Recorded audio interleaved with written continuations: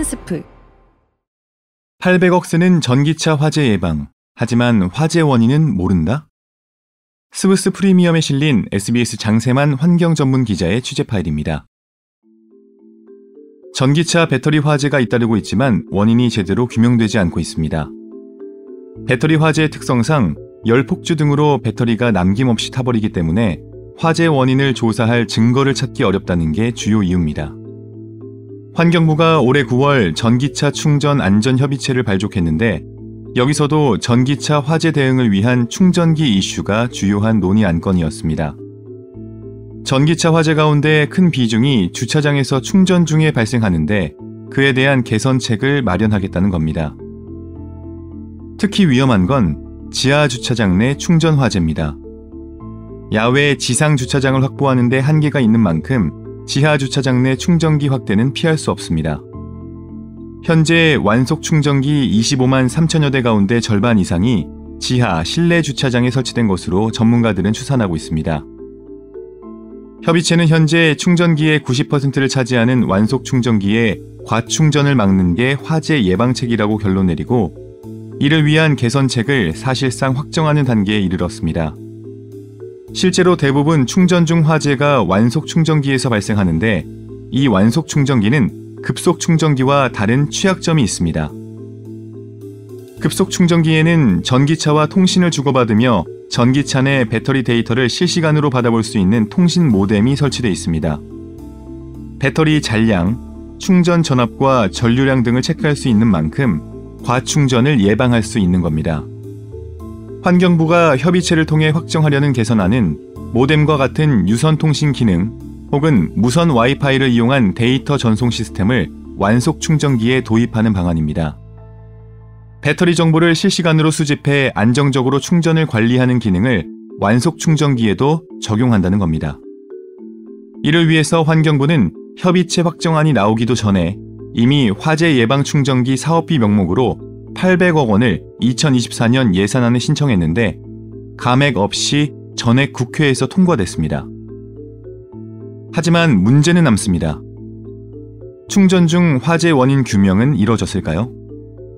제가 환경부와 협의체 위원들을 취재한 결과 그렇지 못했습니다.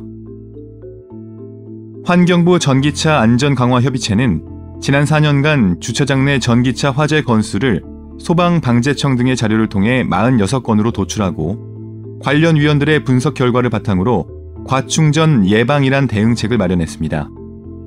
그 내용은 이렇습니다.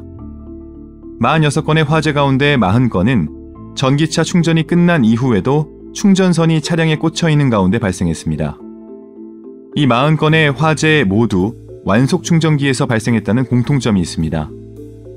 다른 한 건은 급속 충전기에서 발생했고 충전이 진행 중인 상황에서 불이 났습니다. 나머지 5건은 충전 중 혹은 충전 종료 후 여부가 드러나지 않은 미확인 사례들입니다. 완속 충전기에서 발생한 모든 화재가 충전 종료 이후라는 공통점이 드러난 만큼 좀 더 정밀한 조사를 벌여 어떤 상관관계가 있는지 밝혔어야 했지만 실제로는 그렇지 못했습니다. 화재 원인과 관련해 몇 가지 제기되는 가능성은 이렇습니다. 첫 번째 의심 가는 건 충전 종료 후에도 어떤 이유로든 충전기에서 보내는 전류가 배터리 내로 조금씩 유입돼 과충전이 빚어지는 게 아니냐는 겁니다. 실제로 일부 차종들은 완충된 뒤 전력 공급이 차단된 이후에도 소량의 전력량 유실을 막기 위해 스스로 충전을 재개하도록 설정돼 있다는 게 전문가의 지적입니다. 또 다른 추론은 이렇습니다. 완충 이후 전력 차단이 100% 이뤄지긴 하지만 이미 받아들인 전류를 배터리 속에 수백 개의 셀에 고르게 분산하는 이른바 밸런싱 과정에서 특정 셀로의 과충전이 일어나서 불이 붙는 게 아니냐는 추정입니다. 이 밖에 배터리 셀 결함 가능성도 간과할 수 없습니다. 거칠게 말씀드린 원인만 해도 3가지나 됩니다만 이 중 어느 게 진짜 원인인지는 제가 취재한 바로는 알기 어려웠습니다. 각각에 따라서 그에 대한 대응책 역시 달라질 수밖에 없습니다. 하지만 환경부는 더 이상 정확한 화재 원인을 파악하려는 노력은 하지 않았습니다. 배터리가 전소돼 화인을 밝히는 데 어려움이 많다는 얘기만 반복할 뿐이었습니다. 이렇게 매번 화인 규명이 유야무야 되는 데에는 또 다른 이유가 있다는 게 전문가들의 지적입니다. 자동차 제조사와 배터리 제조사 간에 책임을 놓고 분쟁이 생길 소지가 큰 만큼 환경부가 그 사이에 끼어서 어느 한쪽 손을 들어주는 결정을 내리길 꺼린다는 겁니다. 화재가 잇따랐던 대표적인 차량이 현대 전기차 코나인데 지난 2022년 10월에 자동차안전연구원이 내놓은 코나 제작 결함 조사 보고서 역시 현대차와 LG에너지솔루션 간의 힘겨루기 탓에 명확한 책임을 묻지 못했다는 지적이 많았습니다. 한 전기차 전문가는 현대와 LG 간의 비용 분담을 3대7로 마무리하는 선에서 책임 문제가 봉합됐다고 전했습니다. 이번에 해법으로 나온 화재 예방 완속 충전기의 경우 결국은 소비자가 충전량을 줄이도록 하는 방식의 새로운 규제로 이어질 거라는 관측이 나옵니다. 실내 주차장에서 완속 충전기로 충전할 경우 충전량을 90에서 95% 정도로 제한하는 세팅을 의무화하는 식으로 말이죠. 왜 불이 나는 건지 정확한 원인은 밝히지 못한 채 전기차 운전자들에게 부담을 떠넘긴다는 겁니다. 운전자들로선 차량 구입 시 제조사가 약속했던 충전량을 다 보장받지 못해 잦은 충전의 불편을 감수하게 된다는 불만이 생기겠죠. 실내 주차장 화재가 초래할 위험을 생각한다면 어쩔 수 없는 대안이라는 데는 수긍이 갑니다.